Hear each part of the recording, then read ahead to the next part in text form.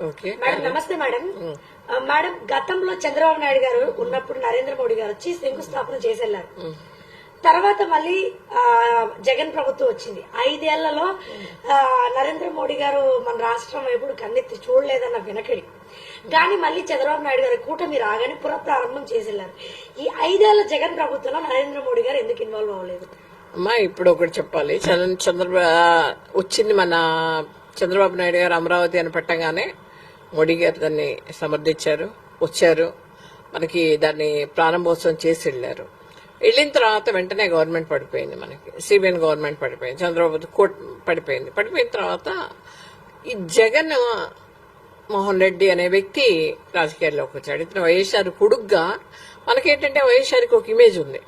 ఆ వైఎస్ఆర్ కొడుగ్గా ఈయన చూశారు. కానీ ఇది కాంగ్రెస్ పార్టీ కాదు, ఇది సపరేట్ ప్రాంతీయ పార్టీ, జగన్ పెట్టుకున్న పార్టీ. ఇతన్ని చూసి ఇతనికి వచ్చాడు. జగన్ కి ఫస్ట్ నుంచి ఒక వర్గం మీద ద్వేషం ఉంది. ఏ వర్గము అంటే అతను కమ్మాస్ మీద ద్వేషపడ్డాడు. ఎప్పుడూ రాజకీయ నాయకుడు ఈ విధంగా ఒక వర్గం మీద ద్వేషం పెట్టుకోవటం గానీ, ఒక ప్రజల మీద ద్వేషం పెట్టుకోవటం గానీ చేశాడంటే వాడు రాజకీయ నాయకుడే కాదు. అలాంటి వ్యక్తి అమరావతి ఏమన్నాడు, క్రమరావతి అన్నాడు. అంటే అక్కడ కమ్మాసే ఉంటారు. అక్కడ ఎవరన్నా చూసిన వాళ్ళు, ఎవరన్నా సర్వే చేసిన వాళ్ళు, అక్కడికి వెళ్ళిన వాళ్ళకి తెలుస్తుంది. అక్కడ దళితులు ఉన్నారు, ఎస్సీలు ఉన్నారు, బీసీలు ఉన్నారు, ఎస్టీలు ఉన్నారు, అన్ని రకాల కులాల వాళ్ళు ఉన్నారు. అన్ని రకాల, ఒక ఎకరం ఉన్నవాడు కూడాను రేపు నా భవిష్యత్తు బాగుంటది, రాజధాని ఇక్కడికి వస్తే ఎంతో మంది 3 ఎకరాలు ఉంటే 2 ఎకరాలు సిఆర్డీకి ఇచ్చారు. అలాంటి అమరావతిని ఏం చేశాడు? అమరావతి చాలా వెలుగొందినటువంటి అమరావతికి చాలా చరిత్ర ఉందమ్మా. ఈ మధ్య రీసెంట్ గా చెప్పాలంటే ప్రాచీన కాలం నుంచి అమరావతి చరిత్ర ఉంది. నేను అనుకున్న శాతవాహన కాలం నుంచి ఉందేమో అనుకున్నా. కాదు, మనకి ఇప్పుడు కాకతీయుల కాలంలో రాణి రుద్రమదేవి కట్టిన గుడి నిన్న అమరావతిలో బయటపడింది. అది ఎలా అంటే ఒక ఆవిడ శిల్పం అక్కడ, దాని మీద మనకి ఇది శాస్త్రం కూడా చెక్కుంది. ఆ శాస్త్రం కూడా నేను చదివాను. అది కరెక్ట్ గా ఉంది. రాణి రుద్రమదేవి కాలంలో నిర్మించబడింది. ఇది వినాయకుడి విగ్రహం అని. అంటే ఎంత చరిత్ర ఉంది అమరావతికి. అలాంటి చరిత్ర ఉన్న అమరావతిని పిచ్చి మొక్కలు పెట్టేసేసి అక్కడ సర్వనాశనం చేసి అసెంబ్లీకి వెళ్లకుండా పరదాల చాటు నువ్వు కట్టుకొని నలుగురిని ఇంటికి పిలిపించుకొని మాట్లాడతా, నీ చుట్టూ 4 కోటరీలు పెట్టుకొని వాళ్ళు మాట్లాడితే నువ్వు వెకిల్ నవ్వుకుంటా వాళ్ళని ఎంకరేజ్ చేస్తా రాజకీయాలు చేశాడు. ఇది చంద్రమోహన్ రెడ్డి చేసిన రాజకీయం. చంద్రమోహన్ రెడ్డి దేనికోసం తిరిగాడంటే, చంద్రమోహన్ రెడ్డి పోలవరం కోసం తిరగల. పోలవరం తెచ్చిన డబ్బులు దేనికి వాడాడో అందరికీ తెలుసు. అలాగే మనకి అమరావతికి కూడా మోడీ గారు డబ్బులు ఇచ్చారమ్మా. ఈ 5 సంవత్సరాలు గవర్నమెంట్ జగన్మోహన్ రెడ్డి గవర్నమెంట్ నడిచిందంటే మోడీ గారు తెచ్చిన పథకాలే. ఈ ఆర్థిక శాఖ మంత్రి ఎక్కడిని గడపాలేదు, దిక్కను గడపాలేదు. ఈయన అక్కడే ఉండేవాడు. ఆర్థిక శాఖ మంత్రి మిథున్ రెడ్డినా బుగ్గన ఆ రెడ్డి అక్కడే ఉండేవాడు. అతను అందరి దగ్గర అంటే మన కావాల్సినట్టు ఎప్పుడైనా సరే కేంద్ర ప్రభుత్వం ఏం చేస్తుంది, ఒక నిర్ణయం తీసుకో, రాష్ట్ర ప్రభుత్వాన్ని నిర్ణయించదు. నువ్వు వెళ్ళి నీ ప్రయోజనం నీది, నీ రాష్ట్ర ప్రయోజనాల కోసం నువ్వు చేసుకుంటావు. అంతేగాని వాళ్ళు నిర్దేశించే ఇది కాదు మనది ప్రజాస్వామ్యం. అంటే అది ప్రజాస్వామ్య దేశంలో మనది ఏంటంటే ఫెడరల్ స్టేట్ కాదు. అంటే రాష్ట్రాలకి పూర్తి అధికారం ఉండదు, కేంద్రం మీద రాష్ట్రానికి పూర్తి అధికారం ఉండదు, రాష్ట్రాలకు కొంత అధికారం ఉంటుంది. వీళ్ళు ఏం చేశారు, తెచ్చిన డబ్బులన్నిటినీ వీళ్ళు తిన్నారు, ఇసుక మాఫియా చేశారు, ఇసుక మాఫియాలో తిన్నారు.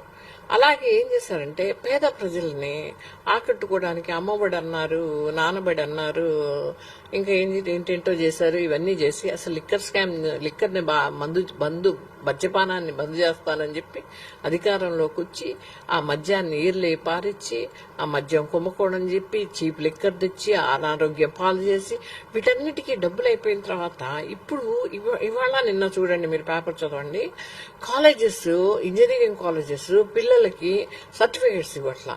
ఎందుకంటే వీళ్ళు లాస్ట్ టర్మ్ ఫీజు కట్టలా పిల్లలకి. ఇంజనీరింగ్ పిల్లలకి ఫీజు కడతా అన్నట్టు కదా, ఫీజు కట్టలా. ఇంట్లో ఎక్కడి నుంచి డబ్బులు వస్తాయి? నిన్ను నమ్మి నేను నా పిల్లల్ని నిన్ను నమ్మి నిజ కాలంలో జాయిన్ చేస్తా, విఐటీలో సీట్ వచ్చి జాయిన్ చేస్తా. నువ్వేం చేస్తావు? ఈ టర్మ్ ఫీజు కట్టలా, ఫస్ట్ టర్మ్ ఫీజు కట్టలా. నేను అవి కట్టుకోవాలా? నేను ఇప్పుడు ఎలా కట్టుకోను? నేను వీటి కోసం డబ్బులు తెచ్చింది ఇలాంటి అంటే ఇలా చేయటానికి తెచ్చాడు. తెచ్చిన డబ్బుల్ని దుర్వినియోగం చేశారు, పూర్తిగా దుర్వినియోగం చేశారు. దేనికి వేశారు? ఈ ఎక్కడెక్కడ భూములు కొన్నారు? మీకు ఇంకో విషయం కూడా తెలుసు, పేద ప్రజలకు భూములు ఇస్తా అన్నాడు. ఎక్కడిచ్చాడమ్మా భూములు? మీరు సర్వే చేస్తే ఒక్కసారి మీరు సర్వే చేయండి. పేరేచర్లకి ఒక కుంట దాటి వెళ్ళిపోతే నేను వెళ్ళి చూశాను అనమాట. అక్కడ ఇక్కడ భూములు ఇచ్చాడు, ఎక్కడ ఇచ్చాడు వీళ్ళకి అని చెప్పి చూస్తే పేరేచర్లు ఉంది. పేరేచర్లకి కొద్దిగా లోపలికి వెళ్ళిపోవాలి, అక్కడంతా వాటరే. ఆ వాటర్లో ఇచ్చాడు. అక్కడెక్కడ అది పూడ్చేది ఎక్కడ, అక్కడ ఇల్లు కట్టుకునేది ఎక్కడ? వాడికి 1 సెంటు భూమి అక్కడ ఇచ్చింది, 1 సెంటు. అప్పుడు రాజధానికి ధరలు లేవు, మనకి రేట్లు లేవు. ఆ సెంటు భూమిలో వాడు ఇల్లు కట్టేది, పూడ్చుకునేది ఎప్పుడు, ఇల్లు కట్టేది ఎప్పుడు?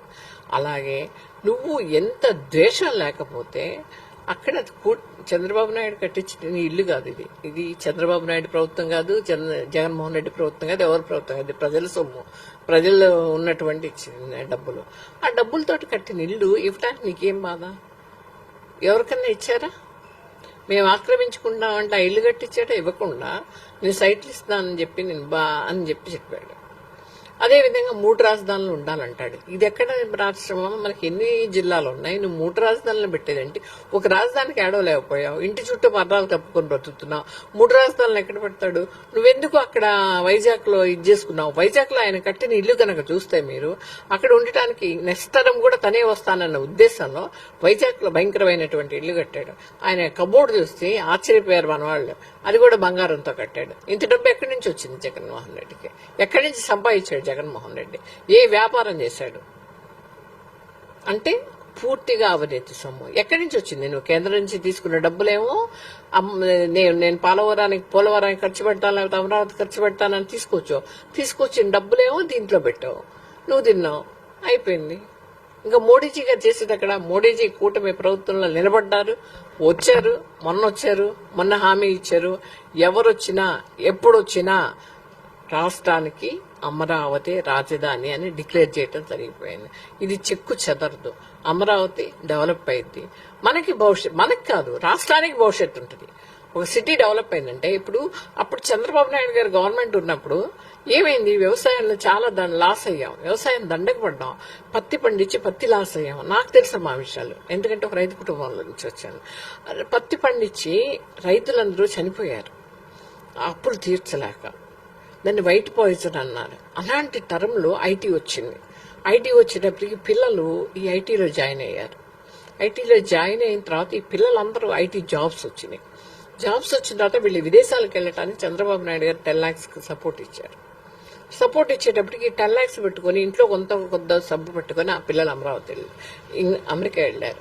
అమెరికా వెళ్ళి ఇవాళ విలేజెస్ మీరు చూస్తే ఆ పిల్లలు ఇళ్లకు డబ్బులు పంపించి తల్లిదండ్రులు నిలబెట్టారు.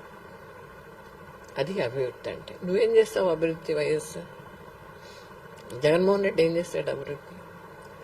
ఈ కాలం అమర్నాథ్ ప్రాజెక్ట్ అమ్మా, ఎంత మంచి ప్రాజెక్టు తిరుపతిలో. మన అరుణ్ గారి అబ్బాయి అంటే మనకి ఎంపీగా చేస్తారు గల్లా ఆయన జయదేవ్ గారిది. ఆ ఫ్యాక్టరీ తరిమి కొట్టిందాక నిద్రపోలేదే, వాళ్ళు తీసేసుకున్నారు కదా తిరుపతి నుంచి. నువ్వు ఫ్యాక్టరీలు తరిమి కొట్టావు. ఒక ఫ్యాక్టరీ 5 సంవత్సరాల్లో మీరు విన్నారమ్మా? ఒక్క ఫ్యాక్టరీ వచ్చిందా మనకి వైసీపీ గవర్నమెంట్ లో? నువ్వు లేస్తే శాసనసభకు వచ్చి వాడిని ఆ పోసానికి ఏదో పోస్ట్ ఇచ్చి వాడిని తిట్టమని చెప్పి ఆ కృష్ణవంశీని తిట్టమని, ఆ కొడాల నానిని, ఆ పేరి నానిని, ఇంకా చెప్పుకుంటా పోతే చాలా మంది ఉన్నారు ఈ లిస్ట్ లో. వీళ్ళకి తిట్టడానికి ఎమ్మెల్యేషిప్లు ఇచ్చినట్టున్నాడు. ప్రజలను తిట్టడానికి, ప్రజలను మోసం చేయడానికి వచ్చినటువంటి గవర్నమెంట్. ఇలాంటి గవర్నమెంట్ నా జీవితంలో నేనే కాదు ఎవరు చూసుండరు. అంటే బహుశా మీరు చిన్నపిల్లలు కాబట్టి మేము చెప్తున్నాం, మేము ముందున్న తరాలంగా వాళ్ళం కాబట్టి, ముందు తరాల నుంచి చూసిన వాళ్ళం కాబట్టి ఇలాంటి గవర్నమెంట్ అసలు చూడలేదు మనం. ఇలాంటి గవర్నమెంట్ ని సరిచేయటానికే కూటమి ప్రభుత్వం కలిసింది. ఈ కూటమి ప్రభుత్వంలో అభివృద్ధి అనేది అంచెలంచెలుగా ఎదుగుతుంది. మీరే చూస్తున్నారు ఇవాళ మనకి ఎన్ని రైల్వేస్ వస్తున్నాయి. రైల్వేస్కి మనకి నార్త్ జోన్ వచ్చేసిందా, వైజాగ్ జోన్ వచ్చేసిందా? అదేవిధంగా స్టీల్ ఫ్యాక్టరీ అలానే ఉందా? Steel factory తీసేయట్లేదా?